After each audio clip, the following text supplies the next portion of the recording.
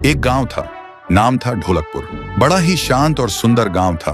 लोग हमेशा खुशी से झूमते थे क्योंकि उस गांव में रहता था महाराज रायस्टार, जो अपने गांव के लिए एक शेर था जो कभी अपने लोगों के साथ गलत होने नहीं देता था। लेकिन उस गांव में छुपा था एक डरावना राज, एक राज जो सबके दिल में था पर जुबान पे नहीं। गांव के बीच एक सूखा हुआ पेड़ था जिसे लोग कहते थे श्रापित पेड़। ना कोई उसके पास जाता, ना कोई उससे आंख मिलाता। हर पूर्णिमा के अगले दिन उस पेड़ के नीचे एक लाश मिलती थी। लोग कहते रात में कोई आता है और लाश छोड़ जाता है, लेकिन कभी किसी ने कुछ देखा नहीं और देखता भी कैसे। जो देखता वो अगले दिन पेड़ के नीचे होता था। एक दिन रायस्टार ने ठान लिया, बस अब और नहीं, इस राज का अंत मैं ही करूंगा, क्योंकि ढोलकपुर का नाम मिट्टी में मिल रहा था। फिर एक पूर्णिमा की रात रायस्टार चुपके से जाकर पेड़ के पास बैठ गया। रात के 2 बजे एक आवाज आई, थुंग थुंग थुंग थुंग थुंग थुंग थुंग थुंग थुंग सहूर। और फिर वो पेड़ भूत में बदल गया। वो भूत कुछ अजीब सा था, एक भयानक शैतानी हंसी वाला चेहरा, आंखें बड़ी बड़ी। वो पेड़ चल के एक घर के गेट को जोर जोर से खटखटाने लगता है। तभी एक आदमी डर के मारे आवाज सुन के बाहर निकलता है। वो भूत अपने लकड़ी जैसे हाथ से एक ऐसा थप्पड़ मारता कि उसकी सांस वहीं थम जाती है और उसी जगह उस लाश को ले जाता है और वापस फिर से पेड़ बन जाता था। देखते ही रायस्टार का दिल कांप जाता है, पर वो कुछ बोलता नहीं। सुबह लोग भीड़ में जमा हुए और रायस्टार ने पहली बार उस पेड़ से बात करने की कोशिश की। पेड़ के अंदर से एक आवाज निकली, क्या तुम सब भूल गए मुझे? रायस्टार बोलता है, तू कौन है? पेड़ बोलता है, मैं हूँ ठुन ठुन ठुन साहुर। एक वक्त था जब मैं भी इस गांव का एक प्यारा सा बच्चा था, लेकिन 100 साल पहले मुझे इसी पेड़ से रस्सी बांधकर उल्टा लटका दिया गया, गांव वालों की आंखों के सामने, और मेरी मौत को तमाशा बना दिया गया, सिर्फ इसलिए क्योंकि मैंने एक राज देख लिया था जो लोग छुपाना चाहते थे। और उसी पल से मेरी रूह इस पेड़ से जुड़ गई। उस दिन से मैं इंसान नहीं, एक सज्जा बन गया, और हर पूर्णिमा में एक राजदार को चुनता हूँ और फिर उसे उसकी खामोशी का हिसाब देता हूँ। रायस्टार बोलता है, लेकिन अब तो वो लोग मर चुके हैं ना जो तेरा कसूरवार थे। अब तू मासूम लोगों को क्यों मार रहा है? पेड़ कुछ देर चुप रहता है, फिर बोलता है, ठीक है, बस एक बार मुझे याद करो, एक दिया जला दो, फिर मैं कभी किसी को नहीं मारूंगा। फिर रात में सब लोग आते हैं, एक एक दिया जलाते हैं, और तभी पेड़ अपने आप से आग पकड़ लेता है और आखिर में मुक्ति मिलती ठुन ठुन ठुन साहुर को। उस दिन के बाद गांव में कभी कोई लाश नहीं मिली। हर पूर्णिमा में लोग एक दिया जलाकर उसकी यादों को जिंदा रखते हैं, क्योंकि अगर भूल गए तो सपने में एक आवाज सुनाई देती थी, थुंग थुंग थुंग थुंग थुंग थुंग थुंग थुंग थुंग सहूर। 1 साल बीत चुका था। ढोलकपुर वापस शांत था। गांव के लोग फिर से खुशी से जीने लगे थे।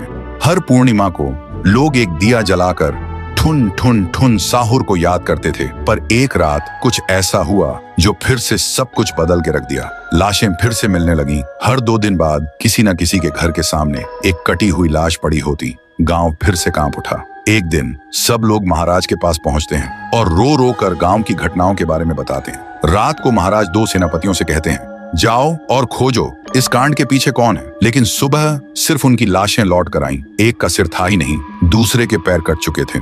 महाराज समझ गए कुछ तो लौट आया है, कुछ जो सिर्फ मौत का खेल खेल रहा है। और फिर कहते हैं, अब इस जंग का सामना मुझे ही करना होगा। उसी रात महाराज चुपके से गांव में आते हैं और एक पेड़ के पीछे खुद को छुपा लेते हैं। और ठीक रात के 2:30 बजे अचानक कहीं से धुआं छा जाता है और उस धुएं के अंदर से एक आवाज आती है,